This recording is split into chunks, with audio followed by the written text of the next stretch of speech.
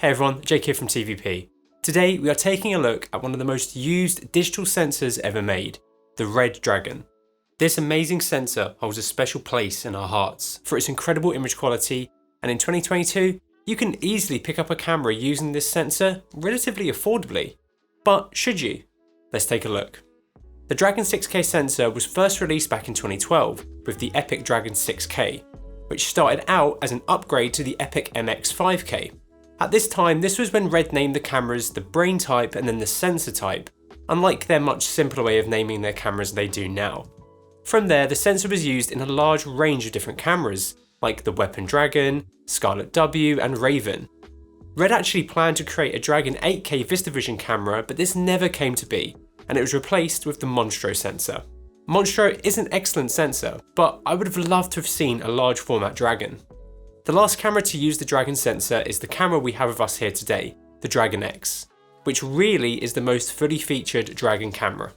All the way back in 2014, the Dragon sensor was actually tested by DxOMark and was concluded to be the best they'd ever tested at the time, which given its medium format competition on the site was pretty impressive. A monochrome version of the Dragon sensor was also available in an Epic body, and the footage out of it looks stunning. I really want to get one of Red's monochrome systems into test, so let us know what you'd like to see filmed with it if we do manage to get our hands on one. The Dragon sensor has a certain image quality to it that people have loved over its several iterations and implementations. This is one of the main reasons why so many productions have chosen to shoot Dragon over the years. This ranges from high budget features, indie productions, natural history and TV. Red have always focused on giving users higher resolution options, and that actually gave them an advantage a few years back due to the 4K mandate in place for streaming services such as Netflix. This is another big reason why so many great shows like Stranger Things, Mr. Robot and House of Cards have used Dragon at some point during their runs. However, in 2022, we are spoilt for choice with how many cameras can capture great looking images in resolutions 4K and greater.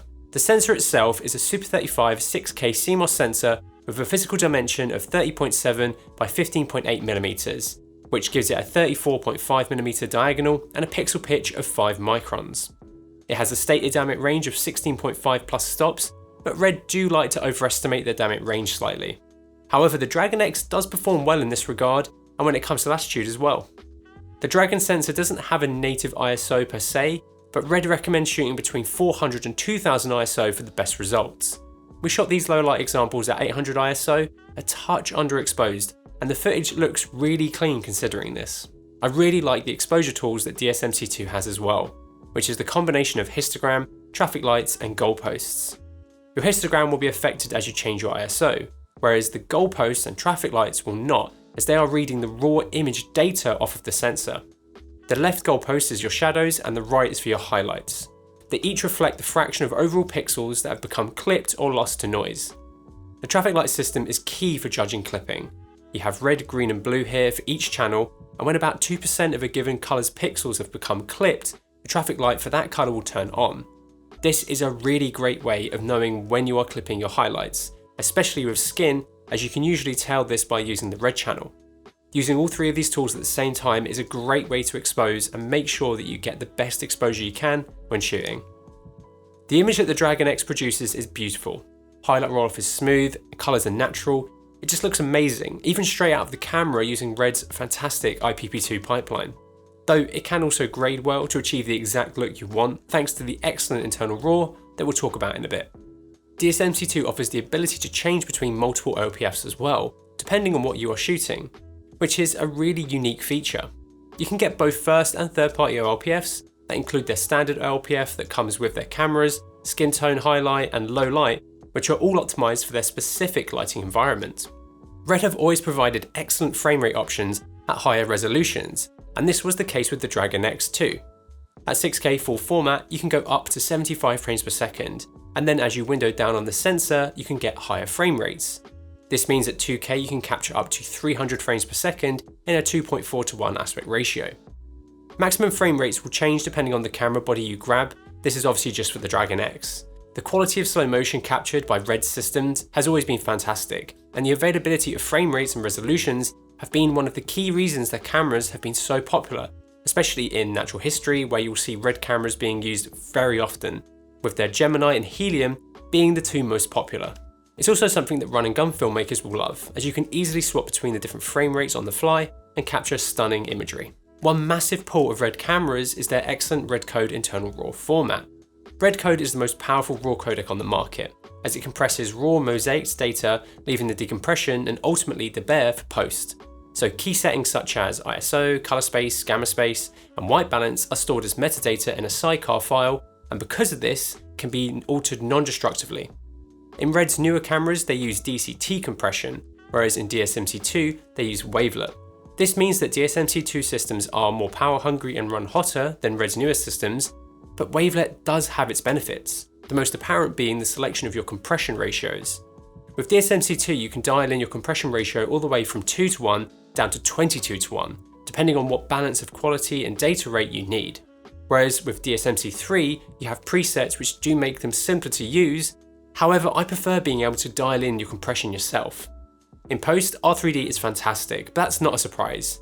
It captures and stores 16-bit color depth, so you can manipulate the images really nicely, and you have all of the raw parameters you'd expect to see here. You can dial in your ISO, white balance, highlight roll-off, and contrast really quickly to get a great looking image. The modularity of the DSMC2 systems was seen as both a positive and a negative. A positive for how flexible the cameras are, and a negative because of the cost of the accessories from Red, especially the Minimags. When grabbing a DSMC2 brain, you could buy it as a kit, but you could also buy it brain only and then build up your exact configuration depending on what you need. The Dragon X kit we have with us here consists of the brain, a PL mount, a 7-inch touch monitor, base IO expander, and outrigger handle. This is a pretty box standard handheld configuration, but you can really rig these cameras up for whatever you need them for. I actually really like run and gun shooting with this camera in this configuration, and this is the exact setup we used to have for our Gemini kit. You can easily get these cameras onto gimbals, steadicams, shoulder configurations, studio rigs, and full cinema setups. This makes DSMC2 still very versatile, and thanks to its age, it has a very fleshed out ecosystem of first and third party accessories, which have also dropped in price. The DSMC2 systems use a really solid interchangeable mount system. It gives you loads of options for using different lenses, and Red have kind of carried this over to their new flagship Raptor XL.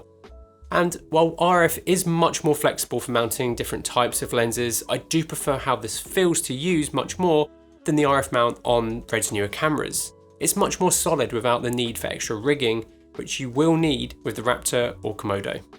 Having switched from our Red Gemini to the Komodo a while back, getting the Dragon X back into the studio and using it over the past few weeks has made us miss using this system pretty regularly. The DSMC2 ecosystem just feels more integrated as a whole, though I do wish that it ran the newer, faster software present in DSMC3 cameras. DSMC2 systems have dropped in price massively over the past few years. Take for example this used Red Epic W Helium 8K we have in stock at the moment. This is on our website for roughly £7,000, which is just under £20,000 cheaper than a brand new Helium. And bundling that with some of the other used kit we have on the site, you can get a very basic shooting package for about £12,000, which is pretty insane given their prices a few years ago. So picking up a DSMC2 in 2022 could be a very good option if you need some of the features and specs that they offer over Red's DSMC3 line, which are much more reasonably priced for new camera systems than DSMC2 were. If you have any more questions or thoughts about the Red Dragon 6K, let us know in the comments, and if you like the video please give it a like and maybe consider subscribing so you don't miss out on our awesome upcoming content, and thank you so much for watching.